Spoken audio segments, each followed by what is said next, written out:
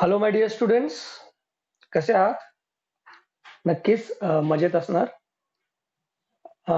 तर आपण लास्ट क्लासमध्ये पाहिलं होतं oscillations produced by a spring. Oscillation produced by a spring. ठीक आहे. आता आपण परत त्याला थोडं रिवाइव्ह करूयात आणि आपण आपल्या पुढच्या टॉपिककडे जाऊयात. ठीक आहे. तर जसे की आपण सिंपल हार्मोनिक मोशनचे दोन एक्झाम्पल दिलेलं.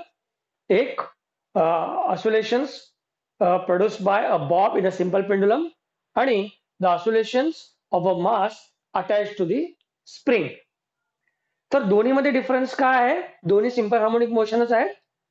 पण जर सिंपल पेंडुलमचं जर आपण एक्झाम्पल पाहिलं, तिथे जे मोशन असतं बॉडीचं ते त्याला आपण अँग्युलर सिंपल हार्मोनिक मोशन असं म्हणू शकतो. आणि इथे जे स्प्रिंग आहे, आता हे तर आपल्याला माहितच आहे, एक स्प्रिंग आहे, त्याचा एक एंड रिजिड सपोर्टला अटॅच असतं आणि दुसरं एंड एक त्या ठिकाणी मास अटॅच असतं. ठीक आहे. जेव्हा हे हे नॉर्मल अशा पोझिशन मध्ये असतं त्याला आपण मीन पोझिशन असं म्हणतो किंवा इक्विलिब्रियम पोझिशन असं म्हणतो. जेव्हा मी या मास असं पकडून एका डिस्प्लेसमेंटने त्याला आपण जर ऑसिलेट केलं तर असं वर खाली ऑसिलेट होतं. तर ह्या बाबतीत जर आपण पाहिलं, हे कशा पद्धतीचं मोशन आहे? हे लिनियर सिंपल हार्मोनिक मोशन आहे. इथे लिनियर डिस्प्लेसमेंट होतं बॉडीचं. ठीक आहे. आणि आपण लास्ट क्लासमध्ये पाहिलंच आहे की ह्या स्प्रिंगच्या बाबतीत काय होतं, सेम फोर्स लॉ आपण अप्लाय करतो. The restoring force is directly proportional to displacement. ह्या बाबतीमध्ये पण, स्प्रिंगच्या बाबतीमध्ये पण जेव्हा आपण हे प्रपोर्शनली साईन रिमूव्ह करतो तेव्हा आपल्याला एक कॉन्स्टंट मिळते आणि इथे आपण घेतो -k. K is a constant. आणि या बाबतीमध्ये आपण त्या केला काय म्हणायचं आहे? स्प्रिंग कॉन्स्टंट असं म्हणायचं. के इज अ स्प्रिंग कॉन्स्टंट. ठीक आहे. तर हे झालं रिस्टोरिंग फोर्स. स्प्रिंगच्या बाबतीत पण तेच असतं. जितकं तुम्ही या बॉडीला जितकं डिस्प्लेसमेंट द्याल तितकंच फोर्स ते रिस्टोर करण्याचा प्रयत्न करेल. ओके. तर आता हेही कॉन्सेप्ट आपल्याला माहित आहे. जे कारण की ह्यामध्ये जे बॉडी आहे त्याचं हे जे सिंपल हार्मोनिक मोशन आहे, ह्यामध्ये जे बॉडीचं मोशन आहे ते सिंपल हार्मोनिक मोशन आहे. आणि सिंपल हार्मोनिक मोशनचं कॅरेक्टरिस्टिक्स आपल्याला माहितच आहे. सिंपल हार्मोनिक मोशन मध्ये बॉडी नेहमी त्याच्या मीन पोझिशनकडे एक्सलेट करण्याचा प्रयत्न करते. म्हणजे जर याला मी ओढून इथं आणलं, इथून जेव्हा मी सोडेल की त्याच्या परत मीन पोझिशनकडे एक्सलेट होईल. पण तिथे थांबणार नाही, ते परत पुढे जाईल. जेव्हा इथे जाईल ती परत त्याच्या मीन पोझिशनकडे एक्सलेट होईल. परत ते अशा पद्धतीने ते ऑसिलेट करते. ठीक आहे. हे तर आपल्याला माहितच आहे. तर ह्या बाबतीमध्ये जर आपण पाहिलं, force which accelerate the particle त्यालाच आपण रिस्टोरिंग फोर्स म्हणतो. हे जे फोर्स आहे ते नेहमी त्याला मीन पोझिशनकडे एक्सलेट करत असतं, त्यालाच आपण रिस्टोरिंग फोर्स म्हणायचं. जर हे बॉडीचं मास एम असेल तर रिस्टोरिंग फोर्स काय होईल? या physical to M A. Sorry, the force which accelerate the body काय होईल? या फिजिकल टू एम ए होईल. तर हे जे फोर्स आहे आणि हे जे फोर्स आहे दोन्ही सेमच आहे. ठीक आहे. तर या ठिकाणी जर आपण पाहिलं लेफ्ट साइड आणि राईट साइड, इथे लेफ्ट साइड सेम आहेत म्हणून एफ एफ सेम आहेत म्हणून हे दोन्ही सेम होतात. तर M A is equal to minus K into X. आता ए म्हणजे आपल्याला माहितच आहे, acceleration of the body in simple harmonic motion minus omega square Y. ठीक आहे. तर याला जर आपण सिम्प्लिफाय केलं, मायनस मायनस कॅन्सल होतील इथे, तर हे एम ओमेगा स्क्वेअर. तर हे एक्स आणि वाय दोन्ही डिस्प्लेसमेंट आहेत इथे. तर ह्या ठिकाणी मी वाय घेतलो, आपण त्या ठिकाणी सॉरी त्या ठिकाणी आपण वाय घेतलं होतं, त्या ठिकाणी मी एक्स घेतलं. दोन्ही डिस्प्लेसमेंट आहेत, कॅन्सल होतात, मायनस मायनस कॅन्सल. तर हे झालं. तर इथे omega square is equal to काय होईल? Omega square is equal to हे होईल के बाय एम. तर ओमेगा इज इक्वल टू काय होईल? हे होईल के बाय एम. ठीक आहे. तर हे झालं फ्रिक्वेन्सी ऑफ ऑसिलेशन. ह्याला आपण कुठलं काय म्हणतो? अँग्युलर फ्रिक्वेन्सी किंवा अँग्युलर वेलॉसिटी असं म्हणतो. तर हे कशाचं एक्सप्रेशन झालं? हे झालं अँग्युलर फ्रिक्वेन्सी. अँग्युलर फ्रिक्वेन्सी किंवा जरी आपण फ्रिक्वेन्सी म्हटलं तरी चालेल. हे झालं expression of frequency of oscillation of a mass attach to the spring. आपल्याला ते लक्षात ठेवायचं आहे. हे कशाचा फॉर्म्युला झालं? फ्रिक्वेन्सी झालं. Frequency of oscillation of a mass attach to the spring, किंवा ह्याला असंही म्हणतात frequency of a loaded spring.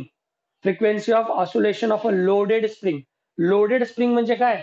स्प्रिंगला जे आपण मास अटॅच करू ना त्याला म्हणतो लोडेड स्प्रिंग. तर हे आहे formula, frequency of oscillation of a loaded spring which is equal to K by M. Here K is spring constant. ठीक आहे. तर के इज इक्वल टू होतं F by X, restoring force per unit displacement, हे होतं K. ठीक आहे. हे झालं frequency of oscillation of a loaded spring. तर या ठिकाणी ओमेगा आहे अँग्युलर वेलॉसिटी किंवा अँग्युलर फ्रिक्वेन्सी असं म्हणतो. तर अँग्युलर कसा आपण डिफाइन करतो, अँग्युलर डिस्प्लेसमेंट बाय टाइम. तर एक सायकल कंप्लीट करण्यासाठी अँग्युलर डिस्प्लेसमेंट होतं 360 डिग्री म्हणजे 2π, आणि त्याला जे टाइम लागतं त्याला म्हणतो आपण टाइम पिरियड, टी म्हणजे टी. कारण की एक सायकल कंप्लीट करण्यासाठी जे टाइम लागतं, एक ऑस्युलेशन कंप्लीट करण्यासाठी जे टाइम लागतं त्याला आपण टाइम पिरियड म्हणतो. तर omega is equal to 2π/t. हे झालं ओमेगाचं एक फॉर्म्युला. परत एक फॉर्म्युला होता omega is equal to 2π/t, हे फॉर्म्युला झाला. इथे 1/t म्हणजे एफ, फ्रिक्वेन्सी आणि टाइम पिरियड सुरुवातीलाच आपण पाहिलेला आहे, इन्व्हर्सली प्रपोर्शनल असतात. म्हणून omega is equal to 2π/t किंवा 2πf. F is the frequency of oscillation. ठीक आहे.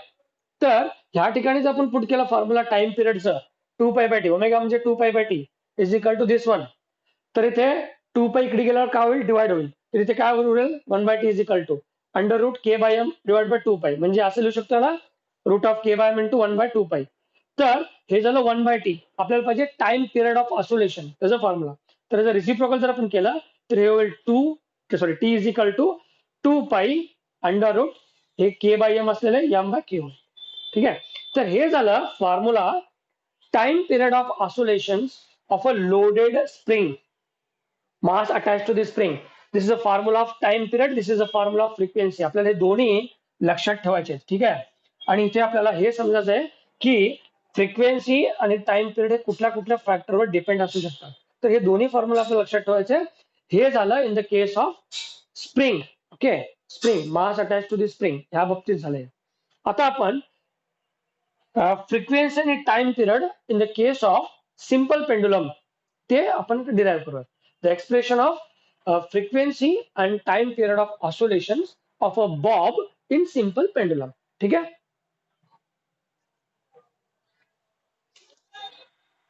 तर आता आपण फ्रिक्वेन्सी आणि time period of oscillation of a simple pendulum ते बघूया. ठीक आहे.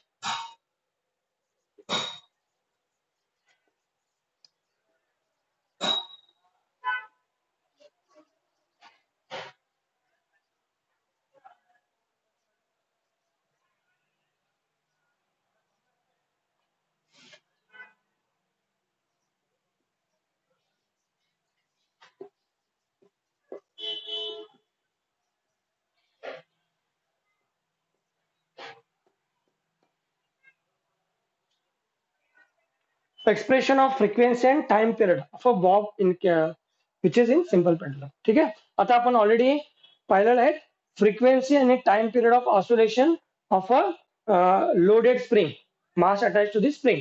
त्याच पद्धतीने आता आपण सिंपल पेंडुलमचा फ्रिक्वेन्सी ऑफ बॉब, आता सिंपल पेंडुलम मध्ये जे स्पिअर असतं, मेटालिक स्पिअर, त्याला आपण बॉब असं म्हणतो. ठीक आहे. तर त्या बॉबचा फ्रिक्वेन्सी आणि टाइम पिरियड एका सिंपल पेंडुलम मध्ये काय असतं त्याला डिराईव्ह करूयात. ठीक आहे. तर फर्स्ट आपण काय कन्सिडर करूयात, कन्सिडर सिंपल पेंडुलम. आता ह्या ठिकाणी हे झालं रिजिड सपोर्ट. ठीक आहे. आणि हे एक स्ट्रिंग आहे, त्याला एक बॉब अटॅच आहे. तर हे झालं आपलं सिंपल पेंडुलम. ठीक आहे. तर आता आपण ह्या पोझिशनला एसओ असं देऊयात. ठीक आहे. आता हे आहे सिंपल पेंडुलम, हे आहे मेटॅलिक बॉब, हे आहे एक स्ट्रिंग, आणि हे जर एक एंड आहे रिजिड सपोर्ट अटॅच आहे, दुसरे एंड हे मेटॅलिक बॉब अटॅच आहे. तर इथे आपण काय कन्सिडर करूयात, consider L is the length of the pendulum. L is the length of the pendulum. Okay, so here if you see L is length of pendulum, and here the position SO, this position, ह्याला काय म्हणायचं आपल्याला, SO पोझिशनला, हे जे OS position आहे किंवा SO position आहे, ह्या पोझिशनला आपण मीन पोझिशन किंवा इक्विलिब्रियम पोझिशन असं म्हणतो. आता पेंडुलम आहे हे रेस्ट मध्ये अशा पद्धतीने ह्या पोझिशन मध्ये असते, तर ह्याला आपण काय म्हणतो, मीन पोझिशन.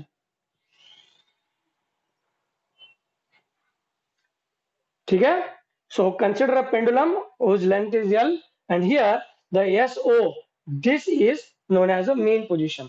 आता हे त्याच्या मीन पोझिशन मध्ये आहे. ठीक आहे.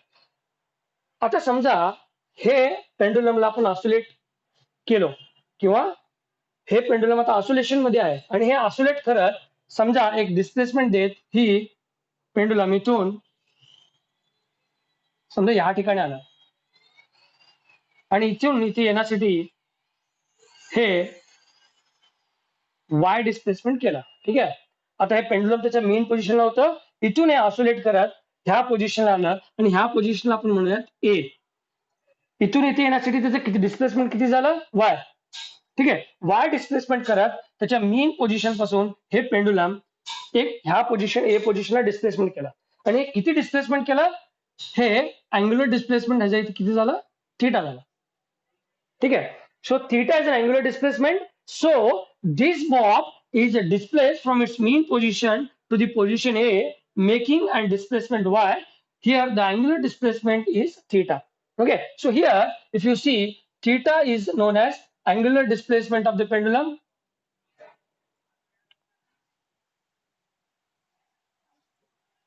Angular displacement. तर इथे थीटा कशा पद्धतीने आपण डिफाइन करू शकतो थीटा.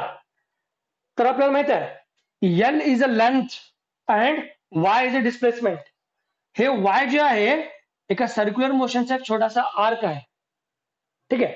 तर आपण वायचं थीटाचा फॉर्म्युला काय करू शकतो. If this side is L and this side is Y, how we can write theta as. So theta can write as Y by L. Angular displacement जर पेंडुलमचं लेंथ एल असेल आणि हे वाय डिस्प्लेसमेंट करत असेल तर इथे थीटा कसे डिफाइन करतो आपण वाय बाय एल. ठीक आहे. So theta is nothing but why by L. आता माहित आहे काय डिस्प्लेसमेंट आहे. पेंडुलम त्याच्या मेन पोझिशनला होतं इथे, इथून हे ऑसिलेट केलं त्याचं लेंथ होतं एल, इथे होतं अगोदर. आता इथून ऑसिलेट करत वाय डिस्प्लेसमेंट इथे आलेला आहे ए पोझिशनला, इथून इथे येण्यासाठी अँग्युलर डिस्प्लेसमेंट झाले थीटा. जर एल लेंथचा पेंडुलमचा लेंथ आहे आणि हे बॉब वाय डिस्प्लेसमेंट तिथं आलं आहे तर थीटा कसे लिहू शकतो आपण Y by L. Theta opposite side by adjust side. हे जर वाय असेल तर हे सुद्धा वायच असणार ना, लेंथ तेवढंच असणार. तर हे अपोजिट साइड त्याच्या बाजूचं साइड म्हणजे वाय बाय एल. थीटा आपण असे लिहितो वाय बाय एल. ठीक आहे. हे पॉईंट तुम्हाला लक्षात आला असेल. आता जाऊया पुढच्या पॉईंटकडे. आता हे जे पोझिशन आहे ठीक आहे एस ए पोझिशन. ओके. हे ह्या पोझिशनला वाय डिस्प्लेसमेंट बॉडी आलेली आहे ह्या पोझिशनला. जेव्हा हे बॉब ह्या पोझिशनला असते तेव्हा ह्या बॉबवर दोन फोर्स ऍक्ट करत आहेत. At this position, which position at SA position. At SA position, the two forces acting on the bob. ठीक है. Two forces acting on the bob. एक सेकंड.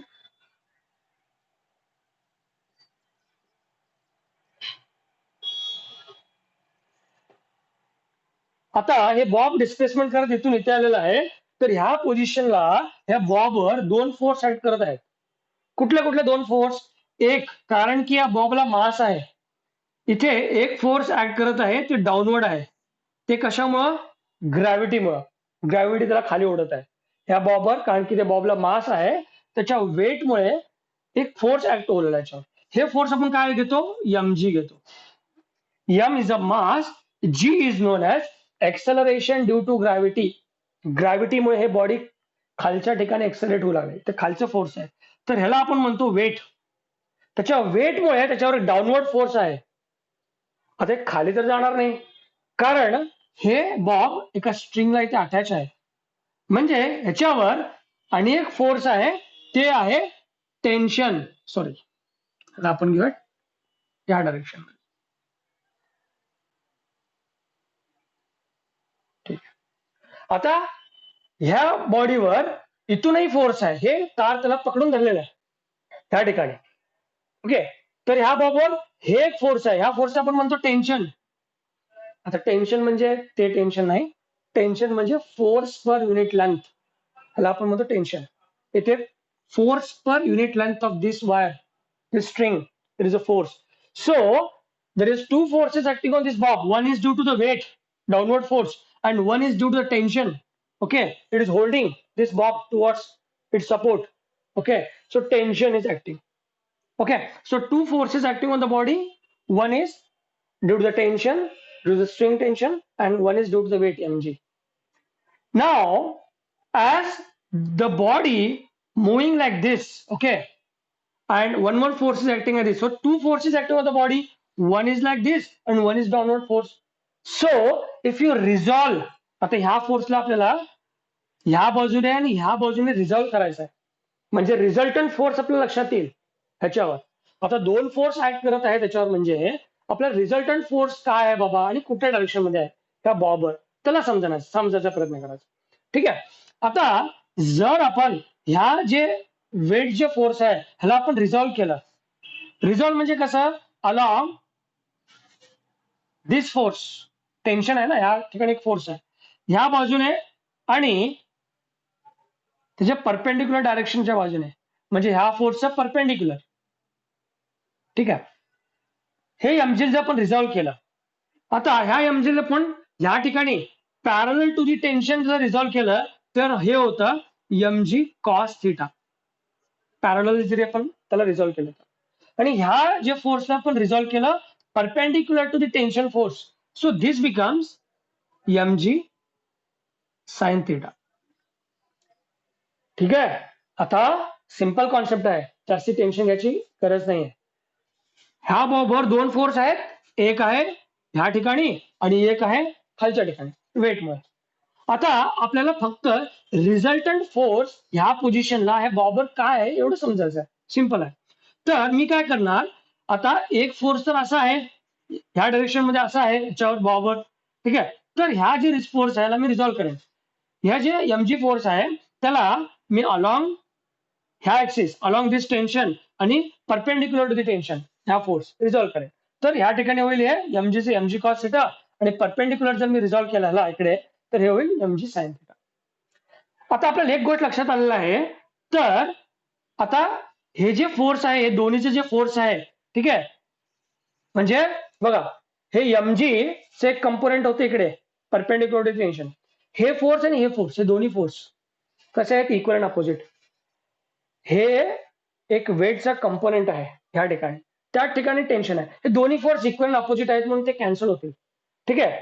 मग रिझल्टंट जे फोर्स आहे ह्या दोन्हीचं रिझल्टंट काय होईल, एमजी साइन थिटा. म्हणजे आपल्याला हे लक्षात आलं की आता ह्या पोझिशनला ह्या बॉबर रिझल्टंट फोर्स कुठला ऍक्ट होत आहे, हे एमजी साइन थिटा. लक्षात आलं आपल्याला. ठीक आहे. तर आता आपल्याला इथे एक गोष्ट लक्षात ठेवायचं आहे, the force which accelerate the bob towards its mean position. आता काय होईल, हे ऑसिलेट करत इथं आलं, इथून हे मेन पोझिशन कडे ऍक्सलरेट होणार. सिंपल हार्मोनिक मोशन आहे. तर जे फोर्स बॉडीला मेन पोझिशन कडे ऍक्सलरेट करत आहे ते कुठलं फोर्स आहे बाबा, हे फोर्स आहे.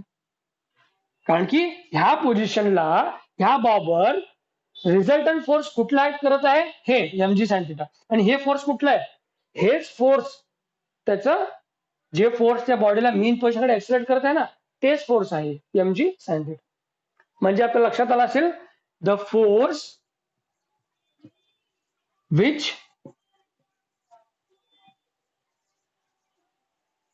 एक्सेलरेट द बॉब, ओके, हे जे स्पियर आहे मेटालिक स्पियर त्याला बॉब म्हणतो. The force which accelerate the bob towards it's mean position. Okay. So the force which accelerate the bob towards the mean position, what is which force? Because m is the mass, then the force which accelerate the bob towards the mean position is F is equal to ma.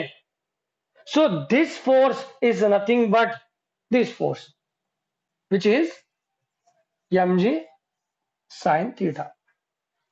ठीक आहे.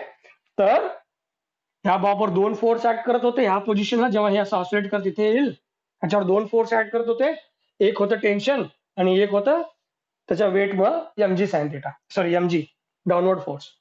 तर आपल्याला resultant force find out करायचं होतं, म्हणून आपण काय केलं, ह्याला रिझॉल्व्ह केलं. जे वेट आहे या फोर्सला आपण रिझॉल्व्ह केलं. आता तुम्ही म्हणाल सर ह्यालाच काय आपण रिझॉल्व्ह केलं, अहो हे व्हेरिएबल फोर्स असणार पाहिजे. हे फोर्स जे आहे हे आता पोझिशनमुळे चेंज होत राहणार. हे जे टेन्शन आहे हे तर फिक्स आहे ना, लेंथ आहे. ठीक आहे. Force per unit length is constant. So force per unit length means tension, this is constant. Okay, so therefore I am just resolving this one mg. ह्या फॉर्मला मी रिझॉल्व केलं. हे तर फिक्स असणार का, लेंथ फिक्स आहे ना पेंडुलमचं. आता पेंडुलम इथे होतं, जेव्हा इथे येईल त्याचं लेंथ तर व्हेरीज होणार नाही, लेंथ इतकेच राहणार. तर फोर्स पर युनिट लेंथ जे आहे म्हणजे टेन्शन, ते फिक्स असणार, ते कॉन्स्टंट असणार. तर इथे ह्या फोर्सला मी रिझॉल्व केलं, एक ह्या टेन्शनच्या पॅरलली आणि एक ह्या टेन्शनच्या परपेंडिक्युलर, असं रिझॉल्व केलं. रिझॉल्व केल्यानंतर एक कंपोनेंट मिळालं याचं mg cos थिटा आणि एक कंपोनेंट मिळाले mg sin थिटा. आता हे दोन्ही जे फोर्स आहेत इक्वल अपोजिट आहेत, ओके, कॅन्सल होईल. तर रिझल्टंट फोर्स काय राहिलं, हे रिझल्टंट फोर्सच्या बरोबर काय असेल, हे एकच असेल. हे काय आहे, एक कंपोनेंट आहे, वेटचं कंपोनेंट आहे. Okay, so it is one of the component of the weight which is in this direction. So the resultant force on the bob is this, and this force is nothing but the force which accelerates the bob towards its mean position. Okay, the force which accelerates the bob towards its mean position is known as F is equal to ma, which is nothing but mg sin theta. तर आपल्या लक्षात आलं असेल आता ma is nothing but mg sin theta. Okay, तर याला simplify करूयात. दोन्हीकडे मास आहे, आता जे मास जे असतं ते कॉन्स्टंट असतं बॉबचं, म्हणून इथे मास मास कॅन्सल होतं. ठीक आहे, तर so now it becomes a is equal to g sin theta. So this is the formula of acceleration of the bob.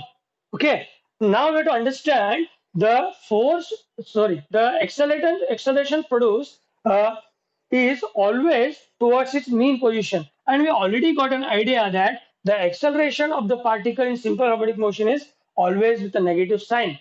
Okay, so this becomes minus a is equal to minus g sin theta. ठीक आहे, आता हे तुम्ही minus sign का घेतलं, कारण की एका सिंपल हार्मोनिक मोशन मध्ये जे बॉडी एक्सेलरेट होत असते मेन पोझिशनला, त्याचं डायरेक्शन कधीही मायनस असतं, opposite to its mean position. म्हणजे कधीही त्याच्या मेन पोझिशन कडे ते एक्सेलरेट होत असते. म्हणजे फोर्स इकडे गेला तरी ते डायरेक्शन त्याचं इथं असणार, इथे गेलं तरी ते डायरेक्शन इकडेच असणार. म्हणजे ते जर इकडे मूव्ह जरी करत असेल तर ते एक्सेलरेट कधीही त्याचं अपोजिट डायरेक्शन करत असणार. इथून जेव्हा इकडे येईल ते इकडे मूव्ह करायला लागले, ठीक आहे, त्याचं वेलॉसिटी इकडे आहे तरी त्याचं एक्सेलरेशन अपोजिट असणार. म्हणून सिंपल हार्मोनिक मोशन मध्ये हे एक्सेलरेशन आपण नेगेटिव्ह साइन लिहितो इथे. ठीक आहे, मायनस जी साइन थिटा. ठीक आहे, तर हे झालं ए इज इक्वल टू, इथे परत लिहितो मी, a is equal to minus G sine theta. आता आपल्याला एक लक्षात ठेवायचं आहे, थिटा काय आहे, थिटा आहे angular displacement of the Bob. आणि इथे तुम्हाला एक लक्षात ठेवायचं आहे, हे अँग्युलर डिस्प्लेसमेंट किती असू शकतं बाबा, किती असू शकतं, म्हणजे हे पेंडुलम किती अँग्युलर डिस्प्लेसमेंट घेऊन ऑसिलेट करणार, सांगू शकाल का तुम्ही? ठीक आहे, किती असू शकतं. आता हे पेंडुलम इतकंही अँग्युलर डिस्प्ले असेही ऑसिलेट करू शकतं, त्यालाही सिंपल हार्मोनिक मोशन म्हणतो. हे असेही ऑसिलेट करू शकतं, त्यालाही सिंपल हार्मोनिक मोशन म्हणतो. म्हणजे इथे थिटा किती असू शकेल याचा अंदाज आपण घेऊ शकणार नाही. Angular displacement may be anything. Okay, एक पर्टिक्युलर व्हॅल्यू आपण सांगू शकत नाही इतकं अँग्युलर डिस्प्लेसमेंट होणार आहे म्हणून.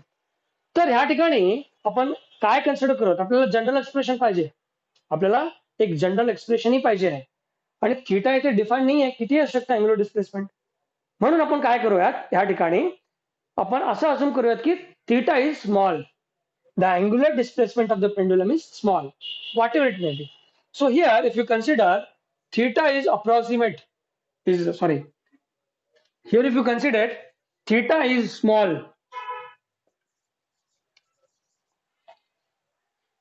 कळालं तुम्हाला, थिटा आपण इथे वेल डिफाईन करू शकणार नाही, इतकंच थिटा असेल असं सांगू शकणार नाही.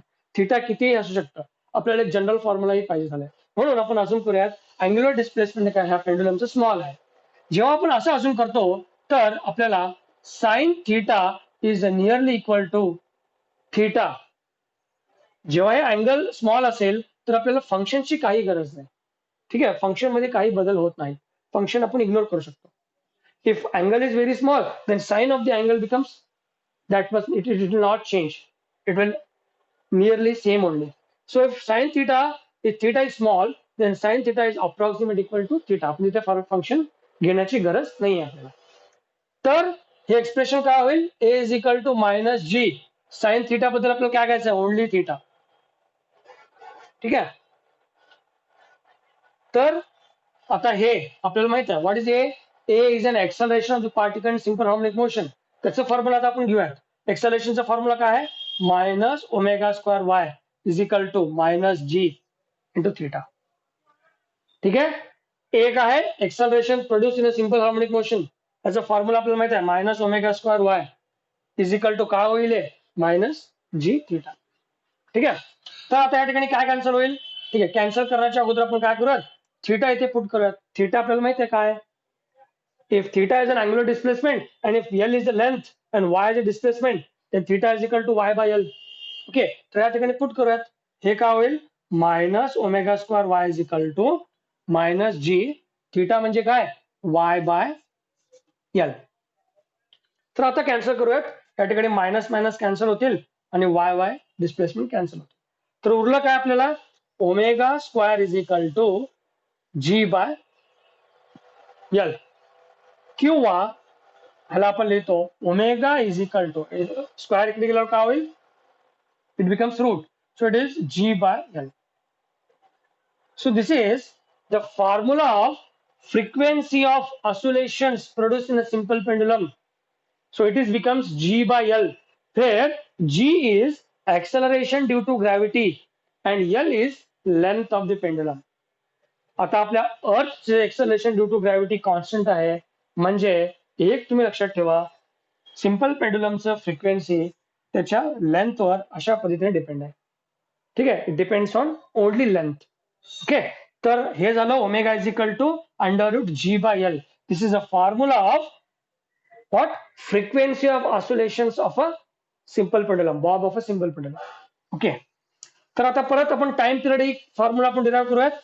टाइम पिरियडचं फॉर्म्युला आपल्याला डिराईव्ह करायचं. तर ओमेगा ओमेगा ओमेगाला आपण फ्रिक्वेन्सीला टाइम पिरियड मध्ये कसं लिहू शकतो? आपल्याला माहित आहे इथे ओमेगा म्हणजे 2π/t. सबस्टिट्यूट करायचे तर हे काय होईल? ओमेगा म्हणजे 2π/t. तर हे होईल 2π/t is equal to under root G by L. Therefore t is equal to काय होईल? t is equal to 2π under root of l by g. हे झालं time period of oscillation of a simple pendulum. आणि इथे हे लेंथवर depend आहे. जी तर constant झाला, तर पेंडुलमचं टाइम पिरियड ऑफ ऑसिलेशन त्याच्या हे लेंथवर डिपेंड आहे. लेंथ तुम्ही कसं चेंज कराल त्या पद्धतीने टाइम पिरियड ही चेंज होईल. ठीक आहे, तर हे आपल्याला लक्षात ठेवायचं आहे. तर हे झालं frequency of oscillation of a simple pendulum आणि हे झालं time period of oscillation of a simple pendulum. ठीक आहे, तर आय होप तुम्हाला समजलं असेल व्यवस्थित. जरी तुम्हाला काही डाऊट असेल तर तुम्ही कमेंट सेक्शन मध्ये घाला, मी तुम्हाला त्या ठिकाणी रिप्लाय देईन. ठीक आहे, तर हे होतं असं कॉन्सेप्ट. ठीक आहे, तर मी 2 मिनिटांमध्ये तुम्हाला परत रिवाइव्ह करू इच्छितो. ठीक आहे, तर हे झालं पेंडुलम. हे आहे सिंपल पेंडुलम. एल त्याचा लेंथ आहे आणि हे एस ओ जे आहे त्याचं मेन पोझिशन आहे. हे पेंडुलम ऑसिलेट करत ए पोझिशनला आलेले आहे असं वाय डिस्प्लेसमेंट देईल, तेव्हा त्याचं अँग्युलर डिस्प्लेसमेंट होतं थीटा. तर theta is equal to Y by L. L हे त्याचं लेंथ आहे आणि वाय डिस्प्लेसमेंट करत इथे आलेलं आहे पेंडुलम. तर हे होतं वाय बाय एल. ठीक आहे, जेव्हा हे बॉब ह्या पोझिशनला असतं त्याच्यावर 2 फोर्स ऍक्ट करत असतात. एक त्याचं वेट mg आणि एक टेन्शन, कारण की त्याला अटॅच आहे स्ट्रिंग. त्या ठिकाणी एक फोर्स आहे. तर आता आपल्याला रिझल्टंट फोर्स त्या बॉबवर काय आहे हे समजण्याचं आहे. म्हणून हे जे वेट आहे, हे जे फोर्स आहे बॉडीवर, त्याला मी रिझॉल्व्ह केला. एक पॅरलल टू द टेन्शन आणि एक परपेंडिक्युलर टू द टेन्शन मी रिझॉल्व्ह केलं. जेव्हा mg ला मी रिझॉल्व्ह करेन तेव्हा हे इकडे पॅरलली काय होतं? mg कॉस थिटा होतं आणि परपेंडिक्युलरली काय होतं? mg साइन थिटा होतं. ठीक आहे, हे दोन्ही फोर्स तर काय आहेत? कॅन्सल होतात, इक्वल अपोजिट आहेत. म्हणून रिझल्टंट फोर्स ह्या ठिकाणी ह्या बॉबवर काय झालं? हे झालं mg साइन थिटा, हे रिझल्टंट फोर्स झालं. आणि जर आपण पाहिलं the force which accelerate the bob towards its mean position, this force is nothing but mg sin theta. So if m is the mass and a is an acceleration, so generally the force which accelerates the bob is nothing but ma, which is equal to this force आहे one of the component of the weight which is mg sin theta. ठीक आहे, तर या ठिकाणी जर पाहिलं ma is equal to mg sin theta, mm cancel झाले म्हणजे a is equal to g sin theta होतं. आता इथे लक्षात ठेवायचं आहे the force which accelerates the bob towards its mean position is always at negative sign because the force is always towards its mean position. The acceleration is opposite to the motion.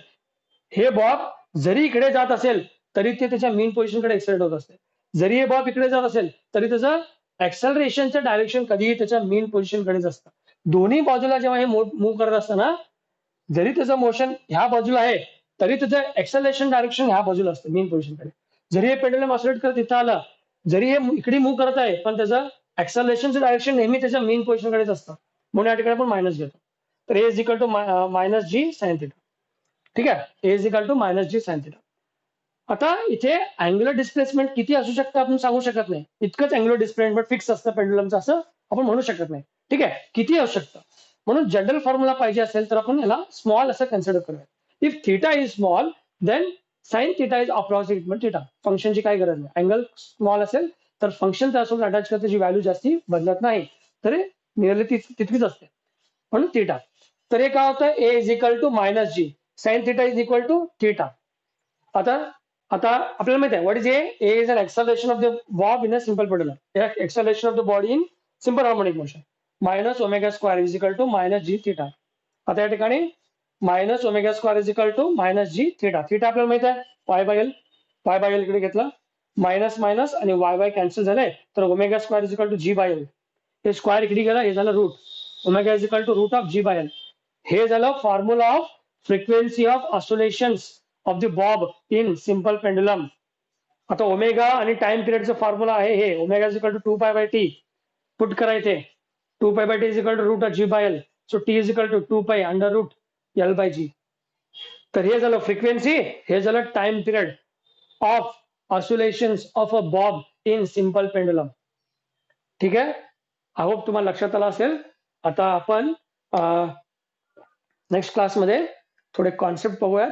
Free oscillations, force oscillation, damped oscillation आणि रिझॉनन्स म्हणजे काय त्याला समजण्याचा प्रयत्न करूयात. I hope तुम्ही video बघत बघत नोट्सही बनवत असताल आणि तसं करा, प्रॅक्टिस करा. मी जे काय सांगत आहे त्याला परत परत एकदा हेडफोन लावून तुम्ही व्यवस्थित ऐका, समजण्याचा प्रयत्न करा. ठीक आहे, आणि आपण जेव्हा आपण हे क्लास हे चॅप्टर संपवलं आता संपल्यानंतर आपण काय करूयात परत एकदा सगळे महत्वाचे पॉइंट्स आपण रिवाइव्ह करूयात आणि त्यानंतर मी थोडे इम्पॉर्टंट क्वेश्चन्स नीटचे डिस्कस करणार आहे. ठीक आहे, म्हणून तुम्हाला मी काय सांगायला लागलो परत एकदा तुम्हाला जर कुठलेही कॉन्सेप्ट कळाला नसेल तर परत माझे प्रिव्हियस व्हिडिओ परत एकदा नीट पहा, नोट्स रेडी करा, समजण्याचा प्रयत्न करा. कारण की आता आपण नेक्स्ट अनेक व्हिडिओ आहे त्यानंतर आपण परत एकदा सगळे महत्वाचे पॉइंट्स रिवाइव्ह करूयात आणि त्यानंतर नीट डिस्कशन थोडे महत्वाचे क्वेश्चन्स जे आहेत प्रिव्हियस इयरचे किंवा पॉसिबिलिटी कुठल्या टॉपिकवर येऊ शकतात त्या टॉपिकवर आपण नीट क्वेश्चन डिस्कस करूयात. ठीक आहे, तर मला हे म्हणायचं आहे जेव्हा आपण नीट क्वेश्चन डिस्कस करत असतो तेव्हा आपल्याला कॉन्सेप्ट डोक्यात राहणं खूप गरजेचं आहे. ठीक आहे, आपल्याला ते सगळे डोक्यामध्ये फिक्स असायला पाहिजे. सगळे फॉर्म्युला तुम्ही रिवाइव्ह करा. आतापर्यंत मी आता ह्या क्षणापासून मी किती फॉर्म्युला तुम्हाला सांगितलं आहे ते सगळे फॉर्म्युला तुम्ही एका नोटबुकवर लिहून त्याला समजण्याचा प्रयत्न करा. ते कसे पॅरामीटर्स एकमेकांना डिपेंड आहेत, कसे प्रपोर्शनल आहेत ते समजण्याचा प्रयत्न करा. कारण की जोपर्यंत तुम्हाला थेरी कॉन्सेप्ट कळालेलं नसेल किंवा माहित नसेल तर आपण नीट जे आहे डिस्कशन म्हणजे समजणार नाही तुम्हाला.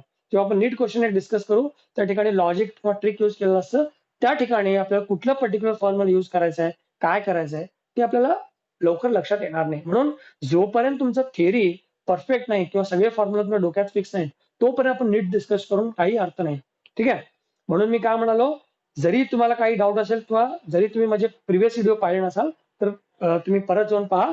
मी परत एकदा माझे ते व्हिडिओज नेक्स्ट टॉपिकचे व्हिडिओज परत एकदा मी रिअपलोड करणार आहे माझ्या चॅनलवर. तर तिथे जाऊन तुम्ही परत एकदा त्याला बघा, नीट बघा. कारण की आता एक 2-3 व्हिडिओ झाल्यानंतर आपण 1-2 व्हिडिओ झाल्यानंतर आपण परत नीट डिस्कशन करणार आहोत त्या टॉपिकवर. ठीक आहे, तर आय होप तुम्हाला हे समजलं असेल. आय होप माझी टीचिंग तुम्हाला आवडत असेल.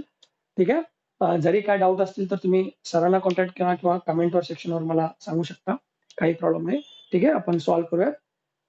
ओके, बस इतकं सांगायचं होतं. सेफ राहा घरात. ओके, आणि स्टडी करत राहा.